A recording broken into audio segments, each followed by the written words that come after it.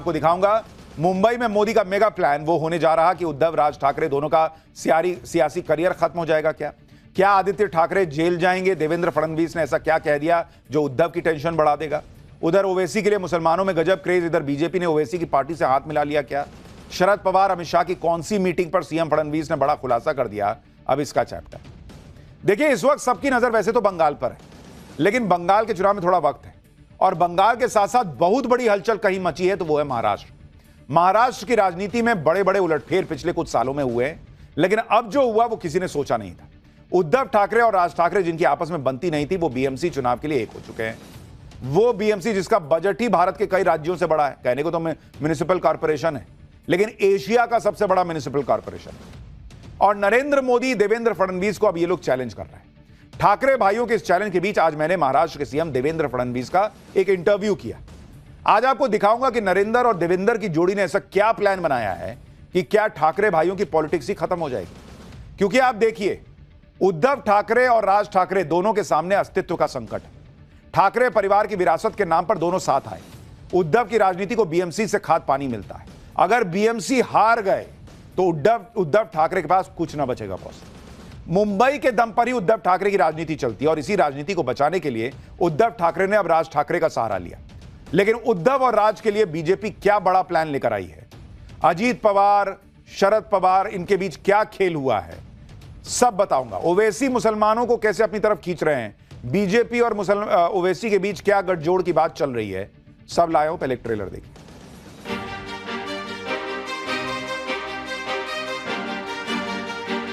देखिए, ये संभव नहीं है। एआईएमआईएम को साथ में लेना ये हमको मंजूर नहीं है। इस अलायंस में the biggest loser will be Raj Thackeray. कि सोचिए क्या सीन रहता होगा, जैसे जब एक कमरे में देवेंद्र फडणवीस हैं, अजीत पवार हैं। 2029 तक मोदी जी हैं और 2029 के बाद भी मोदी जी ही हैं।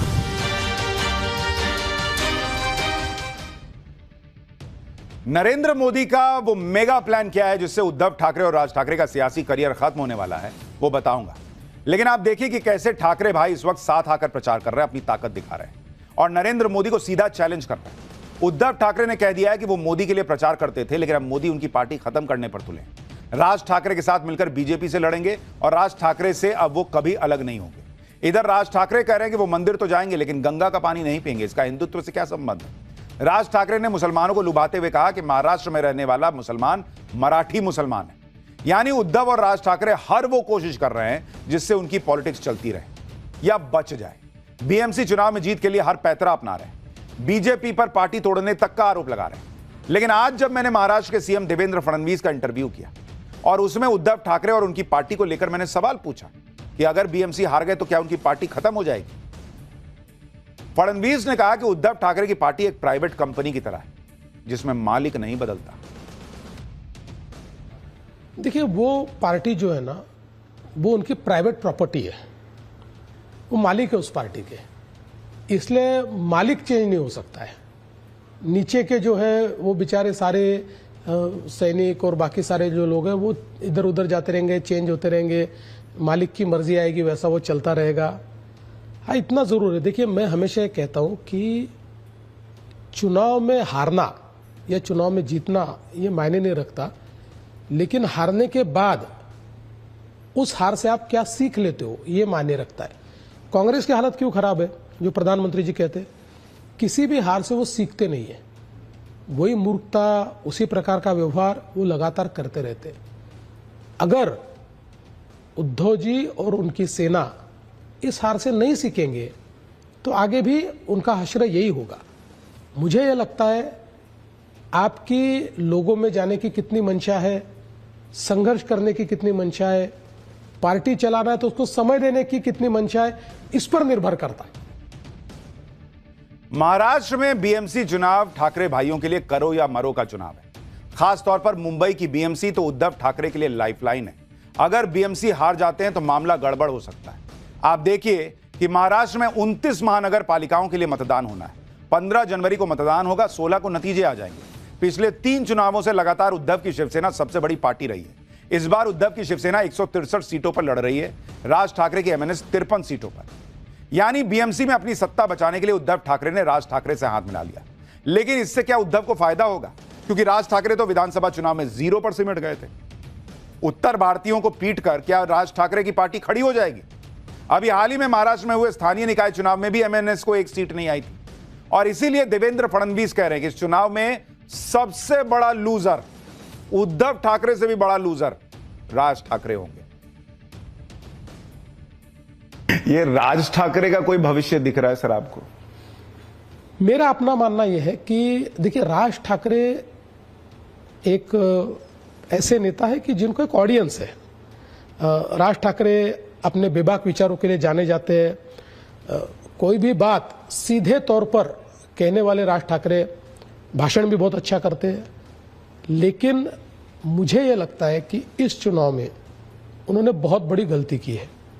उन्होंने उद्धव जी के साथ जाकर जो अलायंस किया है, मेरा अपना मानना है, मैं कोई पॉलिटिकल पंडित नहीं हूं, लेकिन मेरे अनुभव के आधार पर कहता हूं, इस अलायंस में the biggest loser will be Raj Thackeray. Uddhav ji नहीं होंगे। उद्धव जी को राज ठाकरे का फायदा मिलेगा, लेकिन राज ठाकरे जी को उद्धव जी का फायदा नहीं मिलेगा। बीजेपी और राज ठाकरे के बीच अलग ही तरह का रिलेशन है। कभी राज ठाकरे पीएम मोदी की जमकर तारीफ करते हैं, कभी वो हिंदुत्व को लेकर ऐसे बयान देते हैं जिससे हंगामा मच जाता है।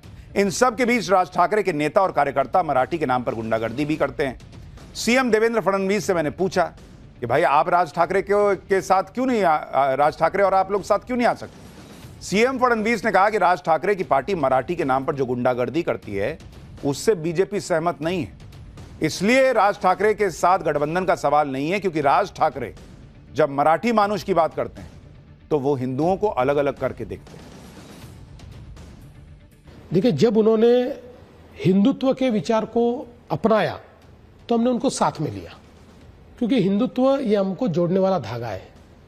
लेकिन बाद में वापस जब हिंदुत्व से वो केवल इस प्रकार के विचारों में चले गए, या उनके लोगों ने वापस मराठी के नाम पर उत्तर भारतीयों को मारना, उनको पीटना, उनको गाली देना शुरू कर दिया, ये हमारे पार्टी को मंजूर नहीं है। देखिए, हम भी मराठी प्राइड वाले लोग हैं।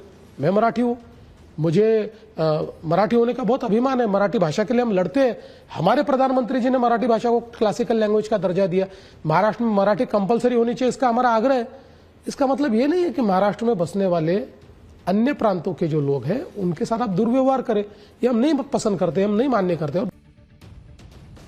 राज ठाकरे के साथ तो बीजेपी नहीं जा सकती, लेकिन क्या उद्धव ठाकरे बीएमसी चुनाव हारे तो बीजेपी उनको वापस ले लेगी? उद्धव ठाकरे ने 2019 में बीजेपी के साथ गठजोड़ तोड़ लिया। मुख्यमंत्री पद के मुद्दे पर उद्धव ने बीजेपी का साथ छोड़ा था और बाद में कांग्रेस एनसीपी के साथ मिलकर सरकार बना ली थी। लेकिन अब हालात बदल चुके हैं, उद्धव की पार्टी टूट चुकी है। इंडी गठबंधन भी उद्धव ठाकरे को भाव नहीं दे रहा। ऐसे में क्या उद्धव की एनडीए में वापसी हो सकती है? सुनिए देवेंद्र फडणवीस ने क्या बड़ा दावा किया। अगर उद्धव जी को यह समझ में आया कि मैंने गलती की थी बीजेपी से अलग होकर, और उन्होंने कहा कि जब सब आ ही गए हैं, अजीत भाई को भी ले ही सकते हो, शिंदे जी यही हैं, तो मुझे भी वापस ही ले लो, तो क्या यह संभव है कि उद्धव ठाकरे वापस आए? देखिए, ये संभव नहीं है, क्योंकि पॉलिटिकल अलायंसेस करना आसान होता है। मसलन 2 पॉलिटिकल पार्टी है, पॉलिटिकल अलग अलग एजेंडे पे चल रही है, और फिर कॉमन मिनिमम प्रोग्राम में सब साथ में आ गए, ऐसा होता है। लेकिन जहां मन दुख जाता है वहां कोई कॉमन मिनिमम प्रोग्राम नहीं होता, कोई एजेंडा नहीं होता। हमारे मन दुखे हुए हैं। हम एक दूसरे से अलग होने के बाद या अलग होने की राह पर जिस प्रकार का व्यवहार उन्होंने हमारे साथ किया है, जिस प्रकार से प्रधानमंत्री जी के बारे में अपशब्द वो बोलते लिखते, इन सारी चीजों के बाद ये मन नहीं है। देखिए, वो कोई हमारे शत्रु नहीं है। हम चुनाव के बाद उनके साथ बैठकर चाय पी सकते हैं, लेकिन अलायंस नहीं कर सकते। दरवाजा क्लोज है। देखिए, दरवाजा तो उन्होंने क्लोज किया था, आपने बाहर से कुंडी मार दी, वैसे समझ लीजिए। यानी फडणवीस क्लियर कह रहे हैं, कुछ भी हो जाए उद्धव ठाकरे एनडीए में वापस नहीं आ सकते। महाराष्ट्र की राजनीति पिछले कुछ सालों में ऐसी हो गई कि पता ही नहीं कौन चलता कौन किसके साथ। बीजेपी के गठबंधन में भी हाल फिलहाल बहुत टकराव दिखे। बीजेपी गठबंधन में तनाव की चर्चा इसलिए भी होती है क्योंकि पुणे नगर निगम में अजीत पवार ने शरद पवार के साथ गठबंधन कर लिया। इसके अलावा साल 2019 में जब देवेंद्र फडणवीस ने अजीत पवार के साथ मिलकर सरकार बनाई थी तो 48 घंटे के अंदर बहुमत साबित नहीं होने पर देवेंद्र फडणवीस को इस्तीफा देना पड़ा था। 2019 में अजीत पवार का बीजेपी के साथ आना और फिर वापस शरद पवार के पास चले जाना, यह पूरा खेल क्या था, किसके इशारे पर हुआ था? लोग सोचते हैं अजीत पवार ने धोखा दिया था। आज फडणवीस ने बड़ा खुलासा किया कि उन्होंने अजीत पवार को फोन करके कहा था कि आप शरद पवार के पास वापस चले जाइए।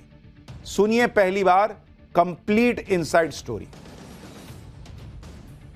तो हमको पता था, देखिए अजीत दादा ने कोई गलती नहीं की। अजीत दादा हमारे साथ थे, हमसे बात करके हमने उनको वापस भेजा, क्योंकि वो फैसला अजीत दादा का था ही नहीं। हमारे साथ आने का फैसला शरद पवार जी का था। बाद में शरद पवार जी बदल गए, तब भी अजीत दादा हमारे साथ रहे। अजीत दादा को इसलिए वापस जाना पड़ा कि सुप्रीम कोर्ट ने एक निर्णय दिया, जिस निर्णय के बाद हम लोगों की मेजॉरिटी होते हुए भी हम उस मेजॉरिटी से सरकार नहीं बना सकते थे, इसलिए उनको वापस भेजना पड़ा। आपने बोल के भेजा था? हाँ जी बिल्कुल, अजीत पवार? हाँ जी 100%। और मैंने ऊपर में भी उस समय हमारे अमित भाई से बात की, क्योंकि सरकार बन रही थी, तो अमित भाई को मैंने पूरा ब्रीफ किया हुआ था। तो मैंने अमित भाई को कहा कि अब इन परिस्थितियों में मुझे ऐसा लगता है कि अजीत पवार जी ने वापस चले जाना चाहिए, मैंने इस्तीफा देना चाहिए। उन्होंने कहा बिल्कुल सही बात है।